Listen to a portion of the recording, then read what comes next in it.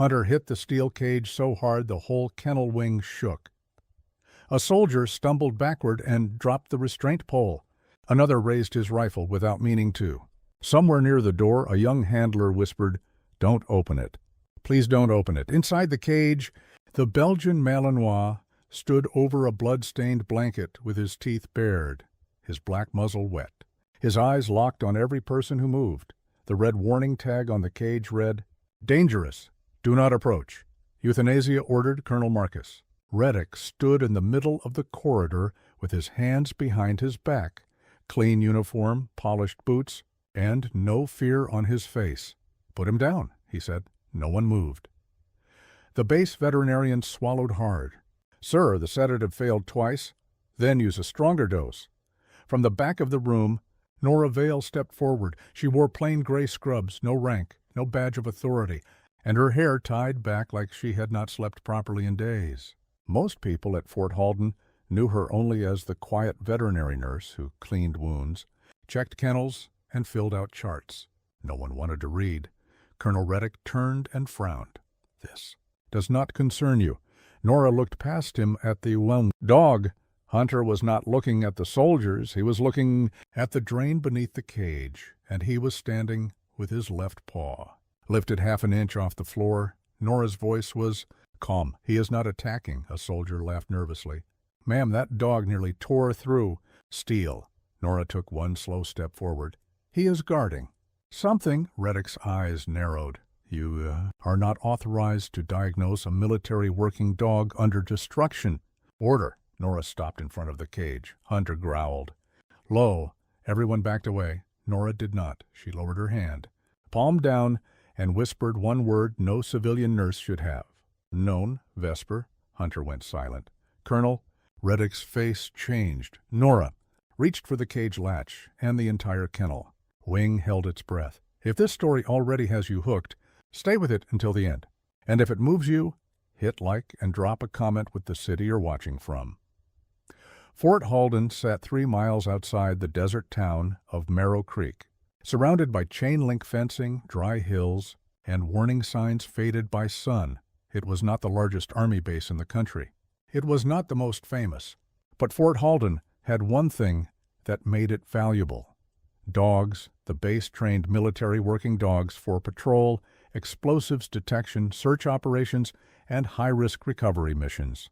Every year, contractors, officers, and evaluators came through the K-9 program with clipboards, cameras, and promises about readiness. The public saw heroic photos, dogs jumping over walls, handlers smiling beside, Flagstaff commanders shaking hands at ceremonies. Nora Vale saw the parts nobody photographed: cracked paw pads, overheated dogs, sedative errors evaluation, sheets signed before tests happened, handlers too afraid to report problems because the contractor controlled future. Assignments: Nora had worked in the Fort Halden Veterinary Clinic for 11 months. She was listed as a civilian veterinary nurse, low authority, low. Pay, easy to ignore. That was exactly how she wanted it. She arrived early, left late, and said little. She checked kennel temperatures before sunrise. She quietly replaced expired wound supplies. She corrected medication records without leaving fingerprints. On anyone's pride, the young handlers liked her because she spoke gently to the dogs. The officers barely noticed her. Colonel Reddick noticed her only when she wrote things down. That was the problem. 3 weeks before Hunter was locked away, Nora had submitted a report about irregular K-9 readiness scores. 3 dogs had been marked fit for deployment despite signs of nerve pain, heat stress, and untreated dental injuries. The report went into the base system at 7:18 p.m. by morning. It was gone. The next day, Reddick called her into his office. "You are support staff," he said. "Support staff does not challenge readiness certifications." Nora stood in front of his desk with her hands folded. "Support staff sees the dogs before the certifications are signed." His jaw tightened. "You are here to assist the veterinarian." "I am." "Then assist. Do not investigate." She did not argue. She rarely did. But that afternoon, she made copies of everything she could still access. Hunter was different from the others. He was 6 years old, a Belgian Malinois with a black mask, deep chest, and the kind of stillness that made experienced soldiers careful. His handler, Staff Sergeant Eli Morrow, had worked with him for 4 years. They were known across the base. Morrow was steady. Hunter was brilliant. Together, they had found buried explosives in 2 deployment zones and located missing personnel after a convoy attack. Their bond was the kind trainers talked about like doctrine, but rarely understood. Then Morrow died during a night training exercise. The official report said Hunter went rogue. It said the dog broke command, attacked a nearby evaluator, and caused confusion during a live search drill. It said Morrow fell during the incident and suffered fatal injuries near the lower ravine. Hunter was dragged back to the kennel wing, injured, sedated, and labeled dangerous. 3 days later, Colonel Reddick signed the destruction order. Nora read the report twice, then a 3rd time. It was too clean.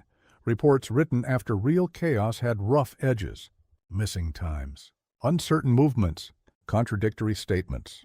This one flowed like it had been prepared before anyone bled. One line stayed with her, K9. Hunter ignored handler recall. Commanded pursued unauthorized target, Nora. New working dogs, a dog like Hunter, did not. Ignore a bonded handler without a reason. Pain, poison, threat, or a command from someone else. On the morning, the euthanasia was scheduled. The kennel wing was crowded, too crowded. Colonel Reddick stood near the center. Dr. Paul Voss, the base veterinarian, prepared the injection with shaking hands. 2 military police soldiers blocked the entrance. A contractor representative named Leland Price watched from the back wall with a tablet in his hand. Price worked for Argus Canine Systems, the private contractor that handled Fort Halden's K9 readiness evaluations. He smiled too much. Nora did not trust him. Hunter's cage rattled again. A young handler named Tessa Ward flinched. She was 23, new to the unit, and had been assigned to help care for Hunter after Morrow's death. Her eyes were red. "He won't let anyone near the blanket," she whispered to Nora. Nora looked at the cage. "What blanket?" "The one from the ravine. They threw it in with him after the search. He drags it back every time we move it." Nora's attention sharpened. "Who gave permission to put evidence in the cage?" Tessa blinked. "I don't know. I thought it was just his handler's blanket." Nora looked at the blood-stained fabric under Hunter's front paws, then at the drain beneath. Then at the cameras above the corridor. One camera pointed directly at Hunter's cage. Its red light was off. "When did that camera stop recording?" Nora asked. Tessa followed her gaze. "I don't know. Leland Price spoke from behind them, probably when the dog hit the wall. He damaged half the kennel." Nora turned. "The camera is outside the cage." Price's smile faded. Colonel Reddick heard the exchange. "Nurse Vale," he said sharply. "Step back." Nora did not. She walked toward the cage. Hunter lowered his head and growled. Dr. Voss whispered, "Nora, don't." She stopped 2 feet from the steel bars. Hunter's breathing was fast. Not rage fast, pain fast. His pupils were uneven. Dried blood marked the fur near his left shoulder. His lifted paw trembled. Nora crouched. "Hunter," she said quietly. The dog's ears moved. Reddick stepped closer. "That animal killed his handler," Nora kept her eyes on. "Hunter, no," she said. The room went still. Reddick's voice dropped. "What did you say?" Nora lifted her hand slowly. "Hunter did not kill Sergeant Morrow." Price laughed once. "Based on what exactly?" Nora looked at the dog's paw. "Based on the fact that he has a puncture wound between the pads, chemical irritation around the gums, and blood on his shoulder that is not his pattern of movement." No one spoke, she continued. "He was not attacking randomly. He was injured, possibly drugged, and he has been protecting that blanket because something is inside it." Reddick's face hardened. "You are finished here," Hunter growled again. Nora whispered, "Oh, Vesper." The growl stopped. That word had not been written in any public training chart. It had been used years earlier by a closed military K9 recovery unit for dogs trained to stand down under trauma conditions when normal commands failed. Only a few people knew it. Colonel Reddick knew enough to recognize that he should not have heard it from her. Nora reached for the latch. Dr. Voss whispered, "Don't open that cage," Nora said. He has waited long enough. The latch clicked. Every rifle came up. Hunter did not move. Nora opened the cage door 6 inches, then 12, then wide enough to step inside. Tessa covered her mouth. Nora entered and lowered herself to one knee. Hunter stood over the blanket, shaking with pain, eyes fixed on her. "Easy," she whispered. He took one step, then another. His muzzle touched her wrist. Not a bite, a test. Nora did not pull away. Hunter exhaled, a rough broken sound, and pressed his head against her shoulder. The room went silent. Even Colonel Reddick had no words. Nora gently moved the blanket. Hunter whined once, but let her, under the folded fabric was a cracked black collar module from Morrow's tactical harness. Inside it, wedged beneath the broken battery plate, was a micro SD card wrapped in tape. Tessa whispered, "What is that?" Nora looked across the room at Colonel Reddick, the reason he was locked away. At 10:22 a.m., the kennel wing became an investigation scene. Not officially, not yet. Colonel Reddick tried to prevent that. "This is damaged equipment from a training accident," he said. Nothing more. Nora held the module in her gloved hand. "Then there is no reason to touch it before chain of custody." Price stepped forward. "That module belongs to Argus Canine Systems." Hunter turned his head and growled. Price stopped. Nora looked at him. "He disagrees." Reddick snapped, "Remove the dog." No one moved, not even Dr. Voss. The balance in the room had changed. Hunter was no longer a monster behind steel. He was wounded, intelligent, and standing with his head near the quiet nurse everyone had dismissed. Nora handed the module to Tessa. "Evidence bag. Seal it. Write the time. Your name, my name. Do not let anyone else hold it." Tessa's hands shook. "But she did it." Reddick's voice went cold. "Specialist Ward, you will hand that over to me immediately." Tessa froze. Nora looked at her. "Follow procedure." Tessa swallowed. Then she sealed the bag. "No, sir," she said softly. "Not without a receipt." Reddick stared at her like she had slapped him. That was when the first federal vehicle arrived outside. The kennel wing. A black SUV stopped near the entrance. 2 agents stepped out. Behind them came an older woman in a dark field jacket, silver hair tied low, eyes sharp enough to cut through rank. Nora saw her through the window. Her body went still. The woman entered, looked once at Hunter, once at the evidence bag, and then at Nora. "Nora Vale," she said. Nora did not answer. The woman corrected herself. "Chief Warrant Officer Nora Saya. Joint K9. Trauma Recovery Group." Every person in the kennel turned. Tessa whispered, "Warrant Officer?" Colonel Reddick's face lost a shade of color. Nora closed her eyes for half a second. "Agent Harlan," she said. Agent May Harlan of the Army Criminal Investigation Division stepped into the room. "We received an anonymous upload at year 9:58, Harlan said. It claimed Hunter was scheduled for euthanasia before evidence could be recovered from his handler's gear. Reddick said, "This is an internal military matter." Harlan looked at him. "Not anymore." The micro SD card was taken to the small veterinary conference room under evidence protocol. Hunter was treated in the exam bay with Nora beside him. He allowed no one else close until she rested one hand lightly against his neck. Dr. Voss cleaned the puncture wound in his paw and looked ashamed as he worked. "I should have examined him better," he said. Nora watched Hunter's breathing.